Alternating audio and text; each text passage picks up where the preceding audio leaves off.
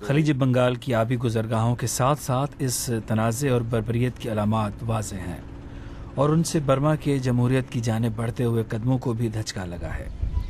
اس camp میں 4000 Rohingya مسلمان رہتے ہیں جنہوں نے 3 برس قبل بودھ مت کے ماننے والوں کے حملوں سے بھاگ کر یہاں آ کر پناہ لی تھی۔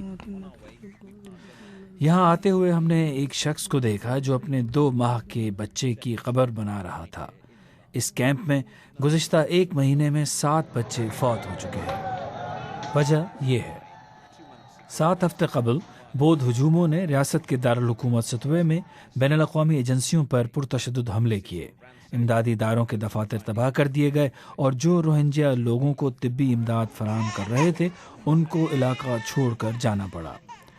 اس کا نتیجہ یہ نکلا ہے کہ اب ارابانہ کی طرح ہزاروں مسلمان ایسے ہیں جن کو طبی سہولیات تک رسائی حاصل نہیں۔ وہ کہتی ہیں کہ وہ علاج کرانا چاہتی ہیں لیکن وہ خوف زدہ ہیں۔ ان کو خدشہ ہے کہ اگر وہ علاج کرانے جائیں گی تو ان پر بودھ حملہ کریں گے۔ اس پورے کیمپ میں ہمیں ایک جیسی کہانیاں سننے کو ملیں۔ جب سے امدادی ایجنسیاں یہاں سے نکل گئی ہیں، برما کے سرکاری ڈاکٹروں نے یہاں کا صرف 3 مرتبہ دورہ کیا ہے اور کسی کو بدھوں پر اعتبار نہیں کہ وہ انہیں حفاظت سے اسپتال منتقل کریں گے۔ ریاست رکھائن برما کے غریب ترین علاقوں میں سے ایک ہے اور یہاں کی بدھ اکثریت خود کو امدادی ایجنسیوں کی جانب سے نظر انداز محسوس کرتی ہے۔ اسے مرکزی حکومت سے بھی شکایات ہیں۔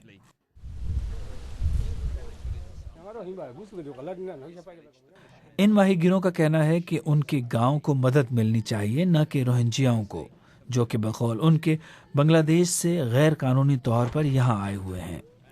ادھر روہنجیا کیمپ میں کسی کو طبی تربیت حاصل نہیں، لیکن اگر آپ کو طبی مدد کی انتہائی ضرورت ہے اور آپ کے پاس کچھ پیسے بھی ہیں تو آپ اس چھپر پر آ سکتے ہیں۔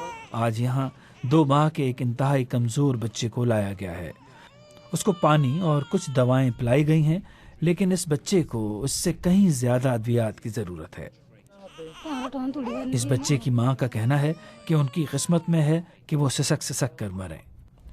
یہاں پر کچھ ایسے لوگ ہیں جو یہاں کے حالات کو سست رفتار نسل کشی سے تعبیر کرتے ہیں، جبکہ بعض دیگر اسے نسلی صفایا کہتے ہیں۔ لیکن آپ جن بھی الفاظ کا استعمال کریں، بلا شبہ یہ ایک انسانی سانحہ ہے۔ Jonah Fisher, BBC News, Rakhine State, Myanmar.